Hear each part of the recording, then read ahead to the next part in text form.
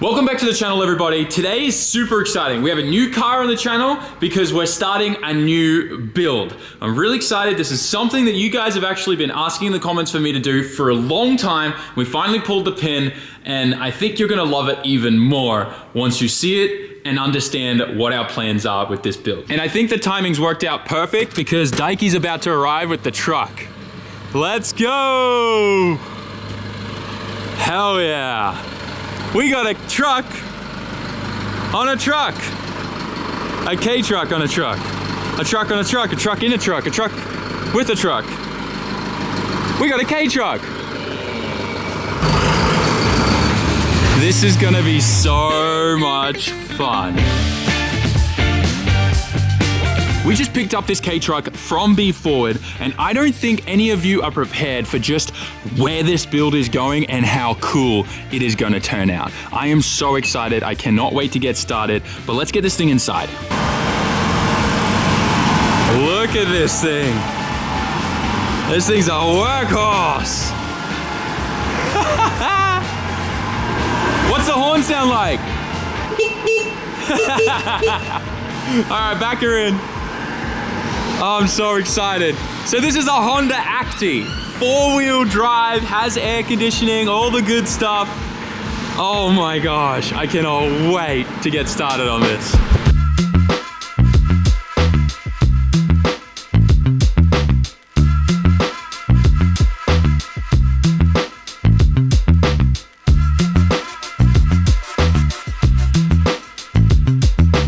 So we got this thing inside now. Let's go over this thing and tell you about some of our plans. First of all, this came from Be Forward. These guys are a huge supporter of my Formula Drift program. There's a huge banner on my wall. These guys are incredible. If you want a car shipped out of Japan, you want to hit up these guys. Which is why we've decided to partner with Be Forward on this K-Truck build. That way, if you guys want to get your very own K-Truck or any other car out of Japan for that matter, you can go to Be Forward's website, beforward.jp, and when you find the car that you want to export out of Japan, make sure you use coupon code SAMMIT in checkout because that's going to give you $100 off your first purchase through them and a couple little goodies thrown in the car as well. We've been working with Be Forward now for a long time. They're one of our long-term sponsors on the channel. They're Japan's biggest car exporter. They're exporting hundreds of thousands of cars every year out of Japan to countries all around the globe. So if you want a car exported out of Japan, make sure you use Be Forward. That aside, this thing is all-wheel drive. It's a 4-wheel drive K-truck.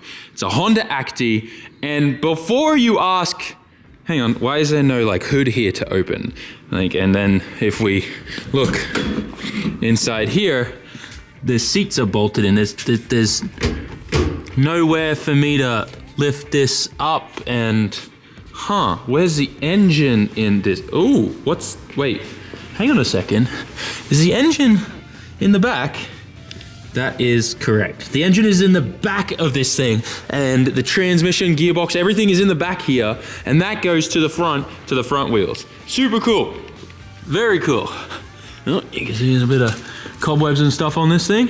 Exhaust manifold going to the muffler there. And you can see the rear CV shaft goes straight into the transmission. It's super interesting. I really dig this. This is actually really great for us in our future plans, having the exhaust right here. But my goal is to build something like what we've seen in the Osaka Auto Messi. I'm gonna turn this thing into like a Kaido Racer K-truck. This is gonna be very fun. Daikie, you excited? Kaido Racer K-truck? How high are we gonna make the exhaust here? Now we have to keep this thing legal because this thing needs to be able to be driven on the street. So we need to make sure we abide by the rules, but the rules will let us, have a nice stack of exhaust, no higher than the roof, so we should be okay there.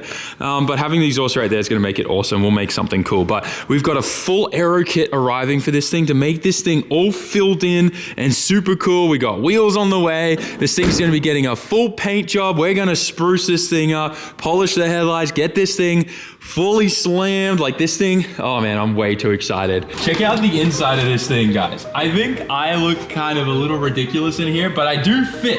It's definitely tiny, but I fit quite well in here. This is definitely a fun car. Horn works. It has air conditioning. A little cigarette lighter there. It's got everything it needs for us to pretty much enjoy this thing. Oh, we got some paperwork in there too. We got a ton of stuff. This thing was definitely a work truck, but check this out. It's only done 61,000 kilometers. This thing isn't even broken in yet. That's so good.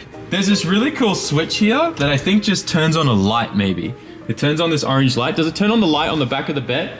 Oh yeah. Yeah. That's cool.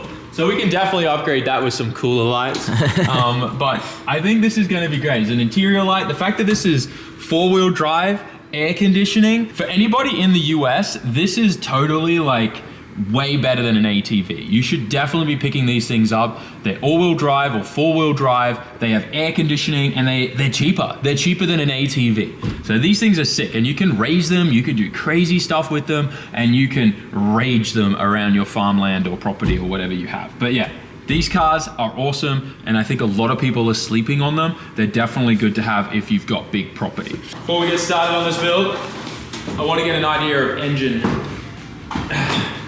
kind of maintenance stuff so that we can figure out what we need to do with that. This is so weird, like going into the bed of a truck to check the engine. I'm so excited for this thing. I think it's gonna be possibly one of the funnest builds and the coolest builds we do on this channel. Wait, how's it up? Oh my gosh, it's right there like that.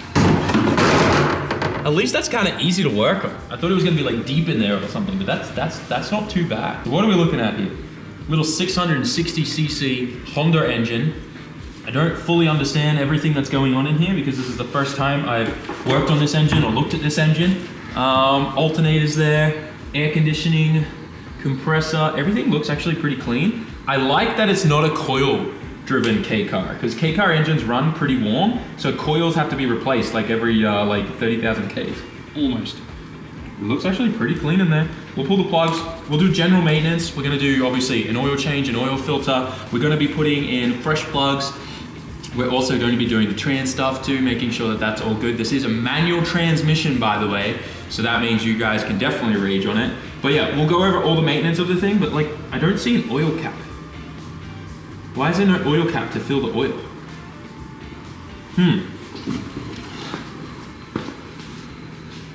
How do you fill the oil in this?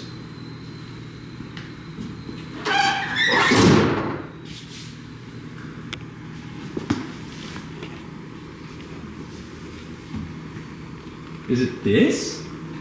It says oil. That's the oil? No. That's kind of cool.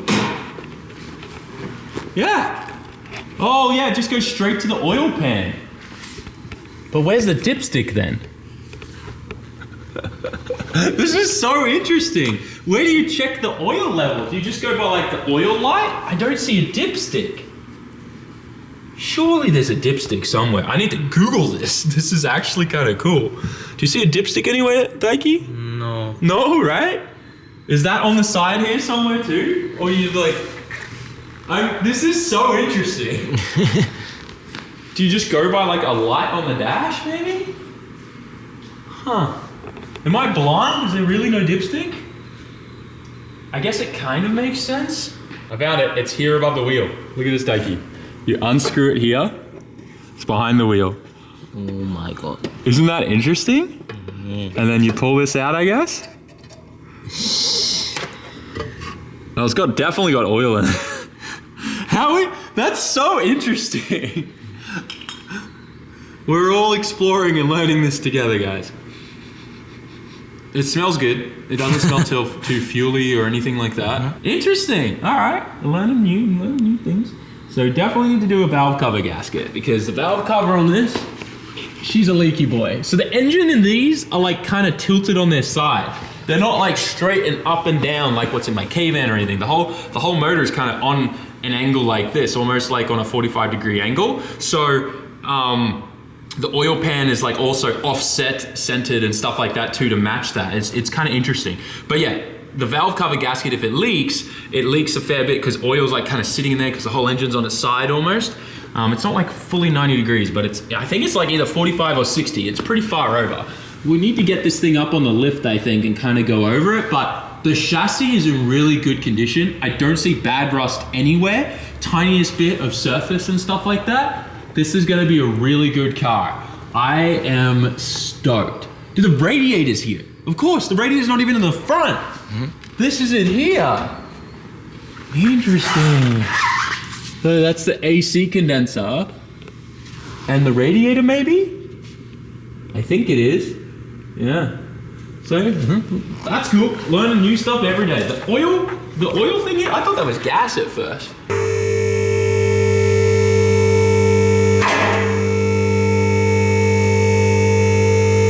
We got the K-Truck up on the lift now. Let's have a look under the car and check what we've got here. Having a first look here, I'm a little mind blown because I thought the radiator was in the back, but the radiator's actually up in here, Daiki. Look at this. See? There's a little small radiator here with a fan. Yeah, that's gotta be the radiator. Like that big pipe there has to be coolant. So we were wrong there. I thought that was the radiator here, but maybe this is just the aircon condenser. Potentially, there's two big fans on it. Yeah, it's the aircon condenser. That's interesting. Got a spare wheel here. Oh, yeah. Look, comes with the drive shaft loop. That's kind of cool. Oh, there's another fan, like another electric fan up in here. Look above the fuel tank. I think that's just to help airflow, like just to try and get more airflow over the engine. That's kind of interesting, hey? All these things, like they put the engine in the back and they're adding all these fans and stuff to try and like help it. Can you see it? Yeah. It's interesting, little tiny fan there. But like, this is what's cool to me because the drive shaft is like the opposite of how it normally is in a car, right? It's going this way to the diff in the front with this kind of viscous clutch thing here. Kind of reminds me of a Honda all-wheel drive system in like a Civic or something, you know what I'm saying? But yeah, that's kind of cool. Diff mounts here and then here to these axles that go to the front. And everyth's connected, as you can see when I move the front. Propeller shaft moves, rear moves. True four-wheel drive. Love that. And then, so we got the aircon condenser. This is the fuel tank, which is very, very, very empty. But we will fill it up. This is what I was looking for. It looked like the valve cover gasket was leaking. It definitely is. So you can see here, the valve cover gasket's leaking from up there and it's dripping onto the exhaust manifold here and then kind of dripping on the ground. So that's gonna be an easy fix. We should be able to kind of pop that off and replace it. But what's kind of trippy is just how much of an angle this engine is on. It's literally, it's not 90 degrees, it's a good 60 degrees. Maybe even 70. It's kind of cool, but like, yeah, I'd say 60, 70, around there. It's not 45. That's a lot. And then the oil pan, because the engine's on its side practically, kind of is here. And then, yeah, axles are here. They got a mad bend in them right now because the car's so high in the air. Leaf spring suspension in the rear. I didn't expect that, but it does make sense because it's a truck and these are meant to have heavy payloads and stuff. This looks like the air filter. I wonder if this has ever been changed. Put a little drain here for it in case it gets water in there. Isn't that weird? Just think about that for a second. The air filter is next to the exhaust. Oh my gosh, that is the cutest little air filter I've ever seen. Look at this thing, guys. This is adorable. It's like a little pod filter in there. Isn't that cool? Dang. Smells a bit fuely. Not bad though. That's cool. Easy to maintain. I love that you can access all of this stuff from like outside the side of the truck. Like the oil fill is there. The dipstick is behind that wheel like we found. It's kind of cool. And then the muffler being here is kind of interesting because the exhaust manifold, like the exhaust manifold's on the other side. So it wraps around the engine and then comes here at the end. So modifying that's gonna be great. But yeah, that's that. This thing was definitely a bit of a workhorse. It's got some stickers on the back for some fish company, I think.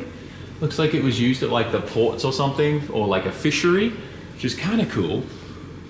Let's put this back on. We have a really good idea of everything that we need to order for all the maintenance stuff. Definitely some other worn bushes and stuff like that, like on the rear suspension. Leaf springs here, we definitely need to do that for the shackles. There's some bushes there that are worn. Another place on K-cars to check is the bushes in these lower arms, but they all feel good. This front caster bushing feels good too.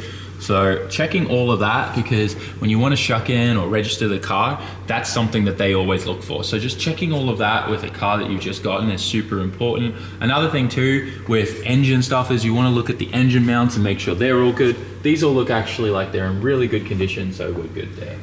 I mean, this thing's only done 60,000 kilometers, so I'm not surprised. Seeing worn suspension bushes though, from it moving all the time, that kind of makes sense, but everything else looks great. The other thing you generally want to check too is your steering rack boots. That's another thing they'll fail you on. What is that? Wait, huh? That's the rack? Hold up. This is tripping me out. The tie rod, can you see this, Daiki? What is this? Can you see that? Yeah. What is that? And then it connects to this arm here that goes to only one side of a rack, and then the other side of the rack is capped off here. Look at that. They just cap it off. What is this? No, steering locked on me. But that's cool. I've never seen that before. But yeah, another thing is to check your tie rod boots, because they check if these are cracked and they'll fail you on it. That's what happened to our Supra. So everything looked good. All the coolant lines going here look great too. We just have to make sure that this thing's good to register so that we don't have any issues. But everything looks really, really good. All the boots, no cracks, no nothing. So I'm stoked on this. This is definitely a good car. First thing we're gonna do maintenance-wise is a fresh oil filter and an oil change. We'll do the valve cover gasket. We'll order those parts today. Oh, every single time. A lot of K cars have this like protection bar here too, like a little cover to protect the oil filter in case it bottoms out. I like to see it. I wish a lot more cars kind of did this. It's also nice that a lot of K cars just have the oil filter on the bottom like this. It's so easy to get to. It's not like buried on the side of the engine anywhere weird. It's kind of at least like the engineers thought about mechanics and maintenance for us. That's done. The oil definitely is quite black, and that is very normal in K cars. I alluded to this at the start, but K cars actually run very hot. I think their normal operating temperature is actually usually around 100 degrees Celsius, and that's when the thermostat's opening and closing. Speaking of thermostat, we should definitely order another one of those. It's a good idea for all the maintenance that needs to happen on this. That looks like a 17. I was expecting a 14. Oh, that was pretty tight. All right. We're gonna make a mess or what?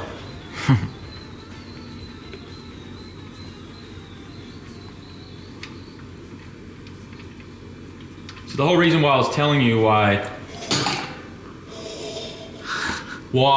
the oil is so black in K cars is because they run a lot hotter than usual. The oil kind of degrades faster, right? So it's just a good idea. If you do have a K car, make sure you're changing the oil in it a little bit more frequently than you would other cars, just purely because they have a hard life. So, you know, just do it. Grabbing a brand new K&N oil filter off the shelf. You guys already know we use K&N oil filters on all of our cars because they are the best.